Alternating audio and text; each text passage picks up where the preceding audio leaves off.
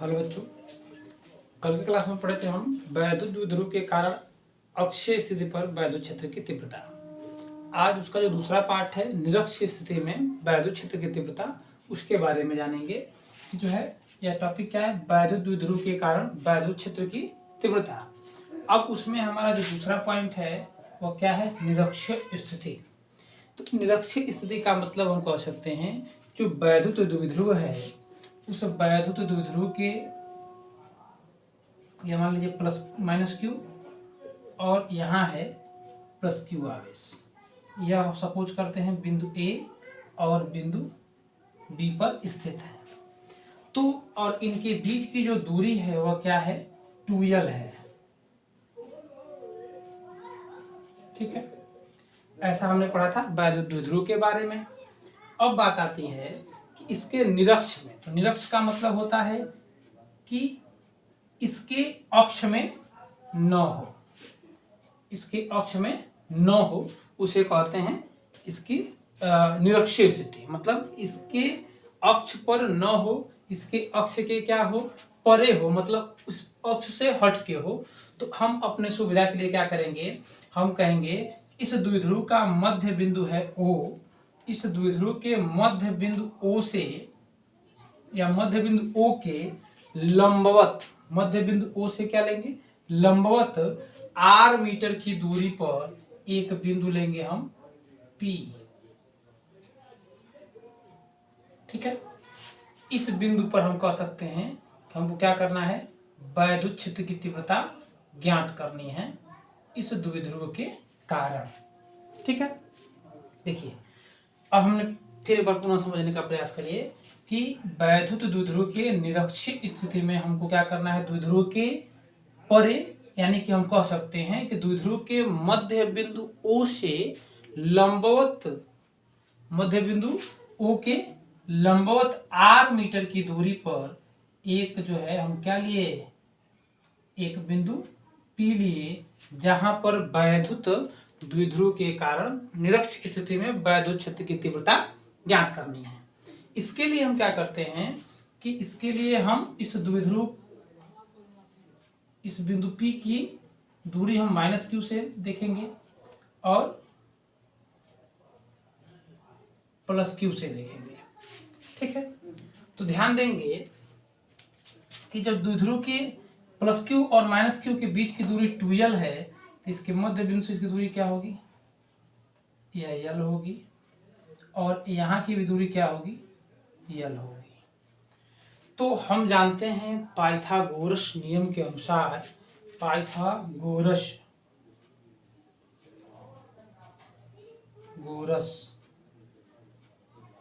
नियम से हम क्या कर लेंगे, AP की दूरी निकाल लेंगे।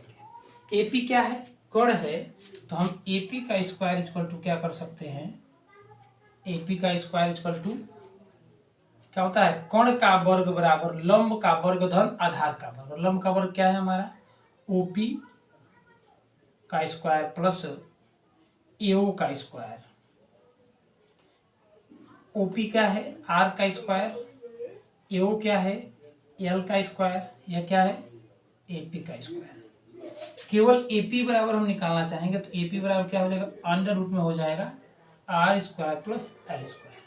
यानी कि यह जो दूरी आ गई वो क्या आ गई, A से P की जो दूरी है वो क्या निकल के आ गई है हमारी, अंडर रूट में R square plus L square. और वही दूरी होगी इसकी, क्योंकि ये भी क्या है, दोनों समकोण त्रिभुज हैं, तो जो दूरी इसकी आ रही है वही दूरी क्या होगी, इसकी भी आ जाएगी R square plus L square. ठीक है, तो ऐसा हम कह सकते हैं कि माइनस क्यू आवेश से बिंदु P की दूरी, माइनस क्यू आवेश से क्या, बिंदु P की दूरी, और प्लस क्यू आवेश से बिंदु P की दूरी, दोनों क्या होगी, आपस में बराबर होगी। ऐसा हम यही दर्शा देते हैं, लिखेंगे कि माइनस क्यू आवेश से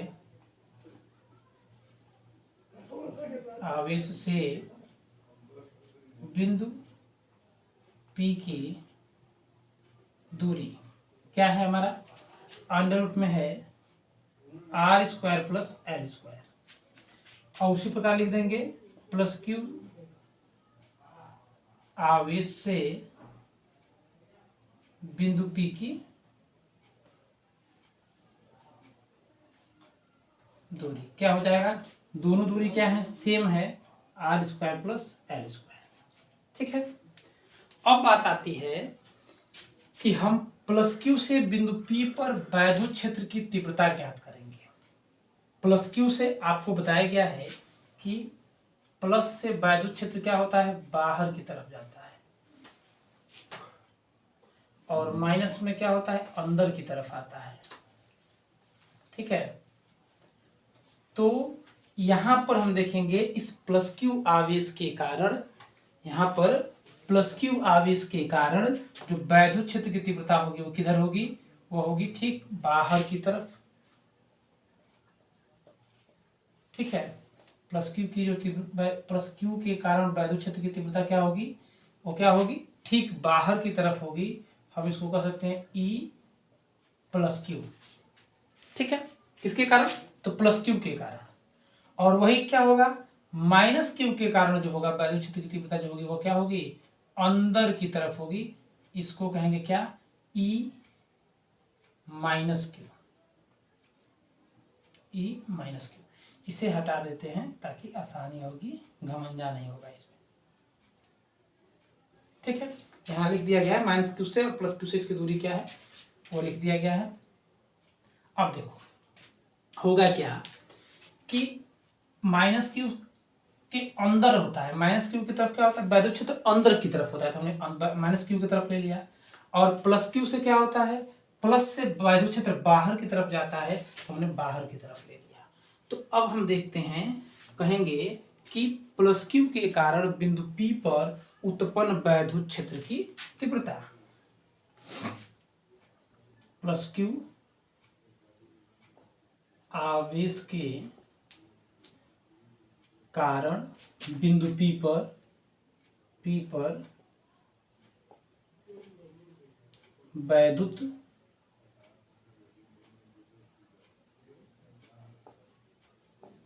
क्षेत्र की तीव्रता E बराबर, E प्लस क्यू बराबर क्या हो जाएगा, हम फार्मूला जानते हैं क्या होता है, E बराबर होता है KQ अपान R²। KQ बराबर क्या होता है, R²। तो यहाँ पर भी हम क्या ले लेंगे, यहाँ भी हम ले लेंगे KQ अपान R² की जगह पर क्या लेंगे, प्लस क्यू से दूरी क्या है, अंडर रूट में R² प्लस L², या थोड़ा सा इसको हम, अब इस टोटल का क्या हो जाएगा, स्क्वायर हो जाएगा। तो अब जब हम इसको वर्ग करेंगे तो हमारा क्या आ जाएगा, कि क्यू अपान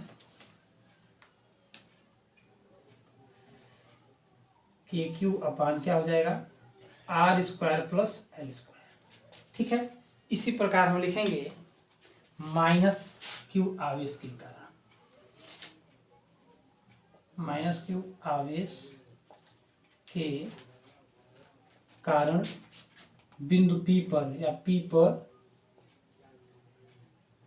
वैद्युत क्षेत्र क्या हो जाएगा, E minus Q equal to KQ upon, यहाँ भी क्या हो जाएगा, माइनस क्यू आवेश के कारण जो है दूरी क्या है, अंडर रूट में वही सेम दूरी है, तो हो जाएगा हमारा अंडर रूट में R² प्लस L² और टोटल का क्या, स्क्वायर।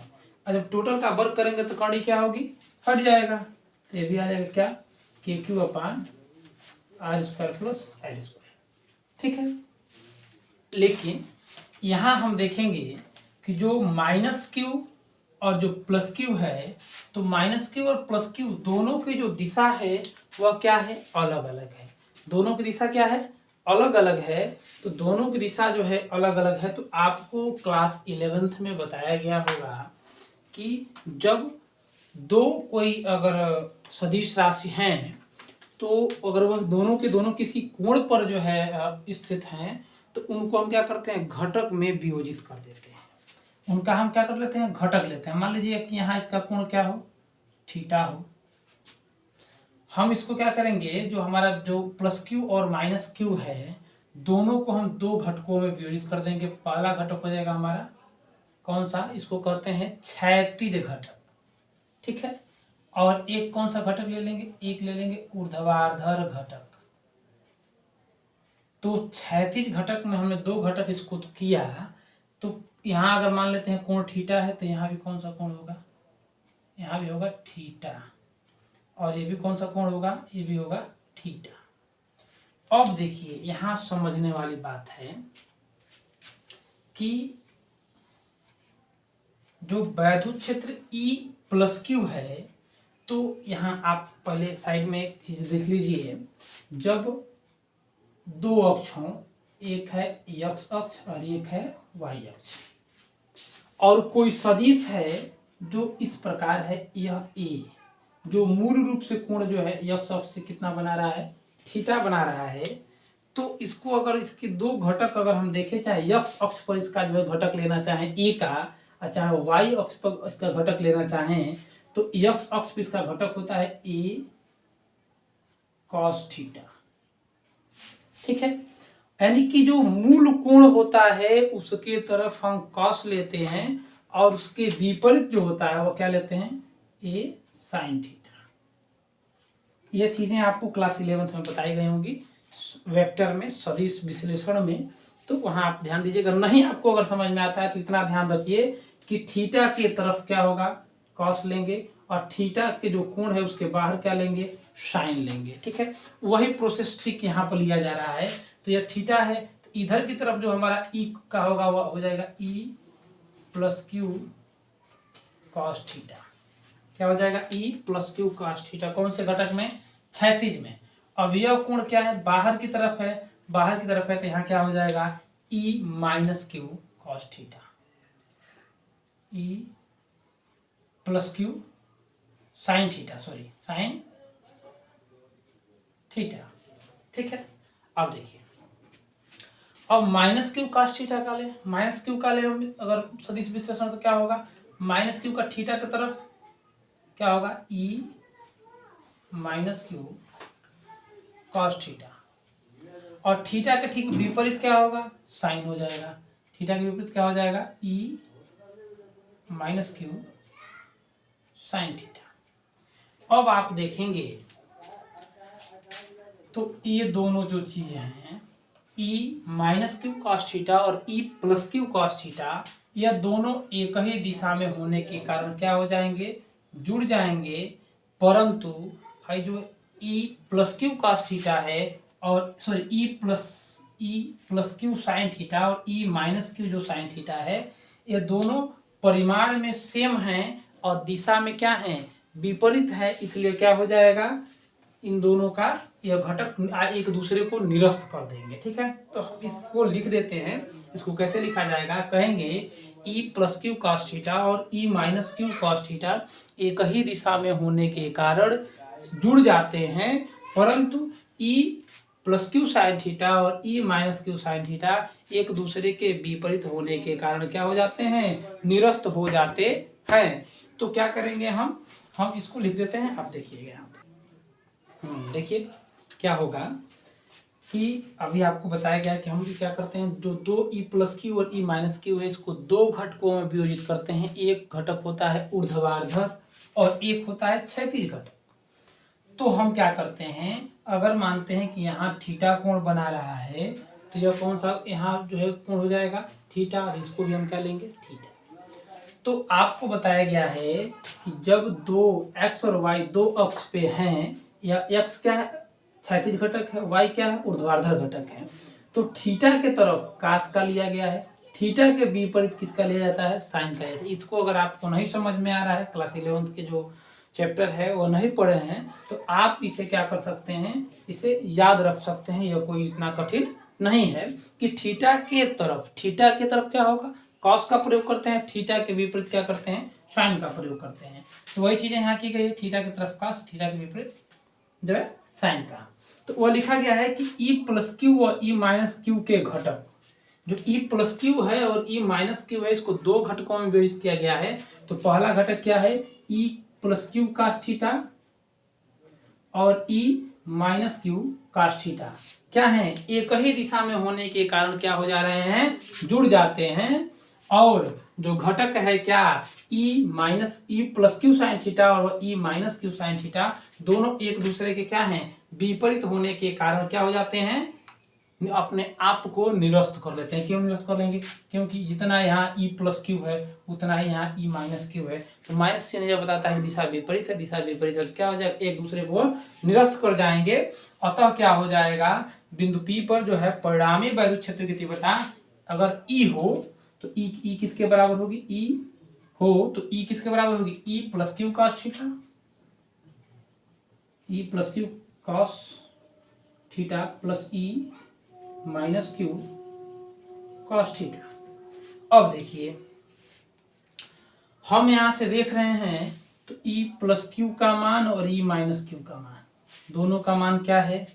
आपस में बराबर है।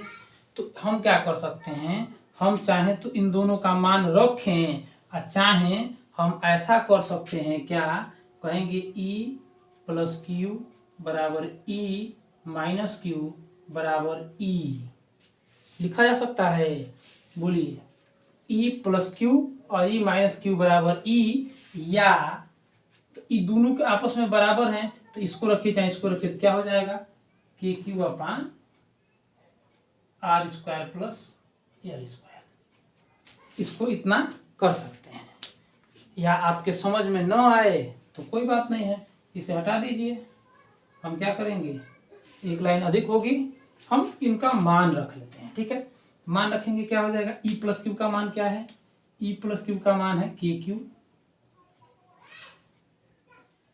Q upon R square plus L square cos theta plus K Q upon R square plus L square cos theta.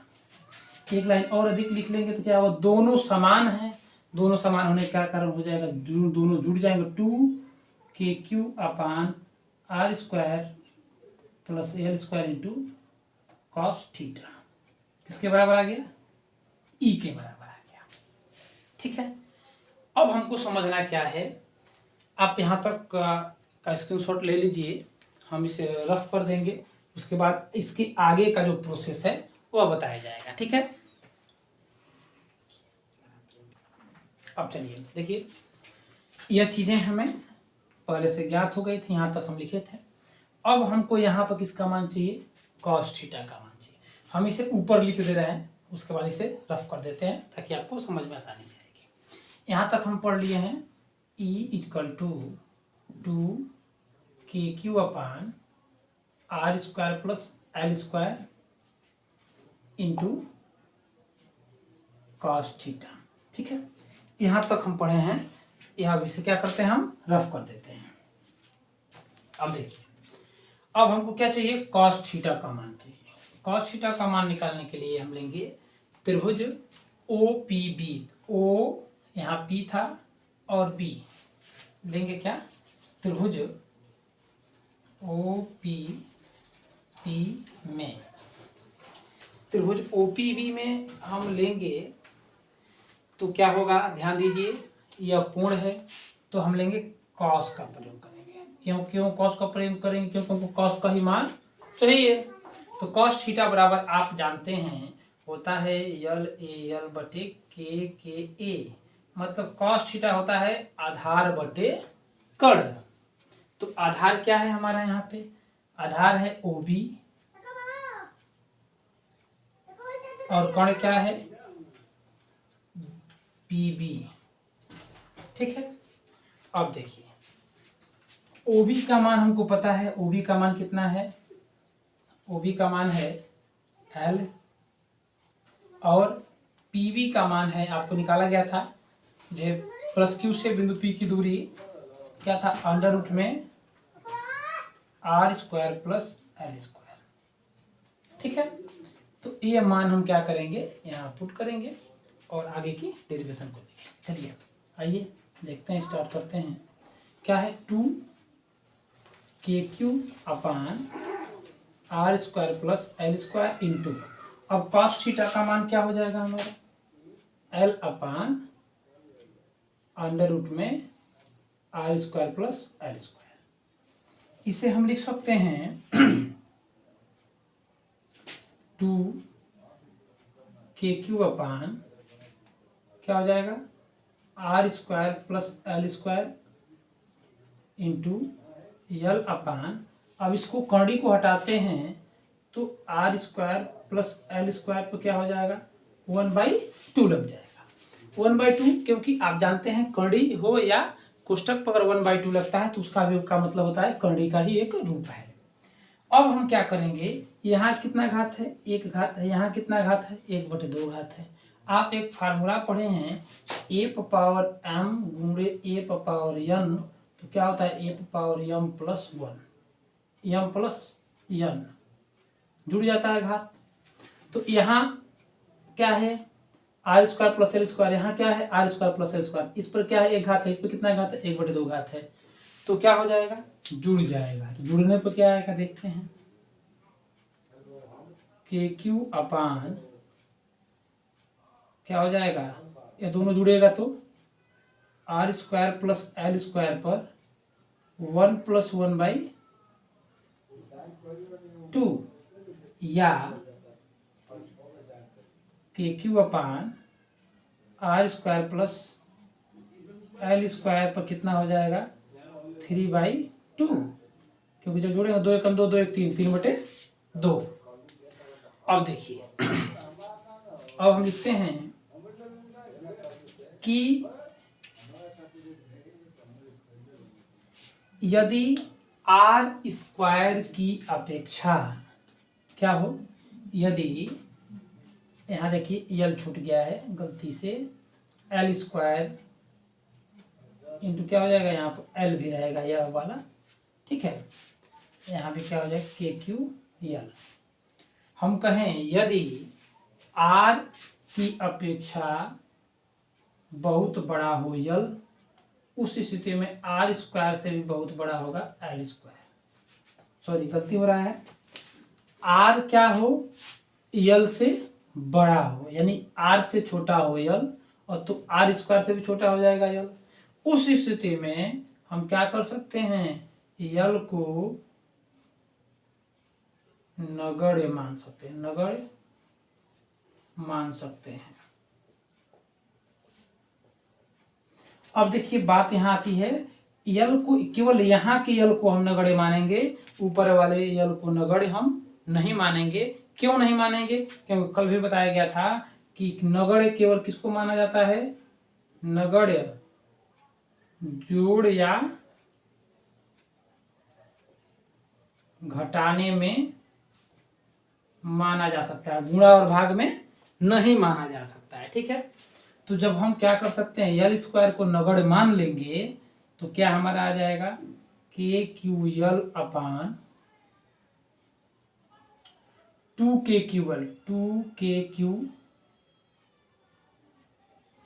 Q यल अपान, यहाँ हमारा क्या हो जाएगा, यहाँ आ जाएगा केवल आर स्क्वायर, अब इसके ऊपर क्या है गुणा कर देते हैं 3/2, 2 से 2 क्या होगा कट जाएगा, तो हमारा मूल सूत्र क्या आ जाएगा 2ql। 2ql का मतलब हो गया क्या हमारा, यहाँ होता है p = 2ql, तो k × p अपान r पर कितना घात आ गया 3 घात, किसके बराबर आ गया हमारा E बराबर वैद्युत क्षेत्र की तीव्रता E बराबर, यही हमको क्या करना था प्राप्त करना था, इसको लिख सकते हैं 1/4πε0 × p/r³।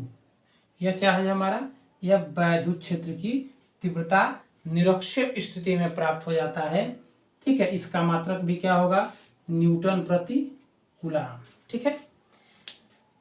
आपको फिर एक बार पुनः समझते हैं, हमारा मान यहाँ तक आपको उसमें बता दिया गया था, ठीक है। तो हम यहाँ क्या किए हैं, cos थीटा का मान निकालने, cos थीटा का मान निकालने के लिए हमने क्या लिया, त्रिभुज लिया, कोई एक त्रिभुज, दोनों में से किसी एक त्रिभुज को लेंगे, लेकिन ये आसान है, आप पहले से थीटा माने हुए हैं। तो cos थीटा बराबर क्या होता है, जो आधार बटे कौन रखा, इसका मान हमने रखा, फिर जोड़ के क्या किए, हमने यल को नगण्य मान लिया। यल को नगण्य मानने के पश्चात क्या कर लिया, हम जो है यल को नगण्य मानते हैं, तो एक यल क्या होगा हमारा आसानी से यहाँ से समाप्त होता है। गुणा या भाग में जो रहता है हम उसे कदापि भी नगण्य नहीं मानते हैं, केवल जोड़ या घटाने वाली संख्या को ही क्या माना जाता है, नगण्य माना जाता है। और इस प्रकार हमारा क्या आ गया, वैद्युत क्षेत्र की तीव्रता निरक्षीय स्थिति में हमारी प्रूफ हो गई।